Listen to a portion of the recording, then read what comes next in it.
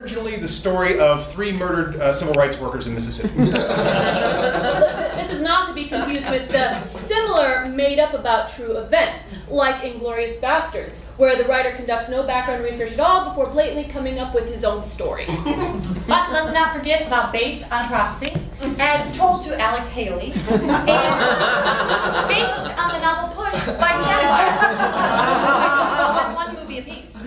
And rounding out the list as it descends into pure fiction are the further categories of based on the testimony of a real guy who wasn't there, rumored of by an undisclosed source who supposedly knows someone involved, and recounted to a forgetful person who has something against the person who's actually telling the story. all of which apply to JFK. Thanks for that. We hope you're all a little bit more well misinformed.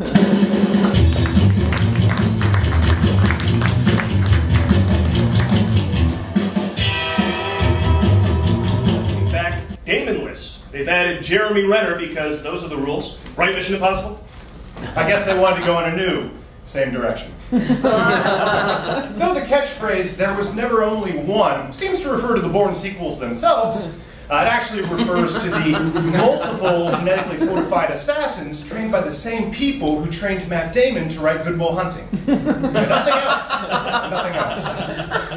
In the movie, the CIA has to shut down what remains of an assassin program, Operation Outcome, which was the successor to Operation Treadstone, which is the successor to Operation Important Sounding Word. Blah, blah, blah, blah. Here's what we want to see. Guys running, punching, kicking, jumping, motorcycling, fancy dodging. I want to see Hawkeye make a bomb out of a toaster and kill a guy with a shake weight. Franchise vets Albert Finney, Joan Allen, Scott Glenn, and David Strathairn reprise their roles as guy who needs information, incredulous woman, guy in a perpetual tizzy, and David Strathairn. And Edward Norton shows up as guy in charge. And of course there's a love interest scientist played by Rachel Weisz Knightley Portman Hathaway. Now, why is Matt Damon not in this? I mean, do the people who made this movie actually think we were tired of watching Matt Damon kick ass? I'm here to answer for the rest of America, and you people as well.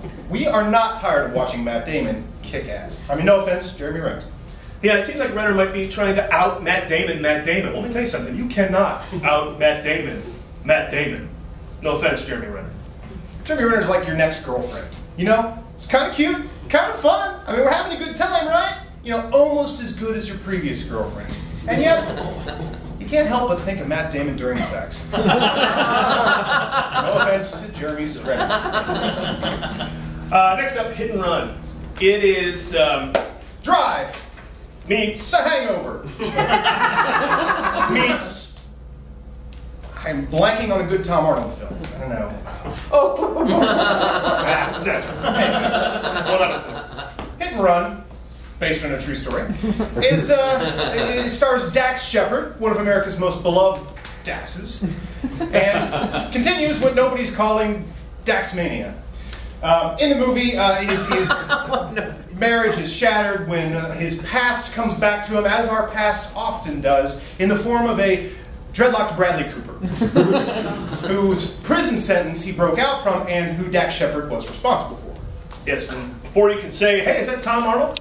His corrections officer shows up, played by Tom Arnold. And then a car chase ensues that makes Smokey and the Bandit look like a movie from 1977. Now, Bradley Cooper pulls a Charlize Theron here. He uglies himself up a little bit.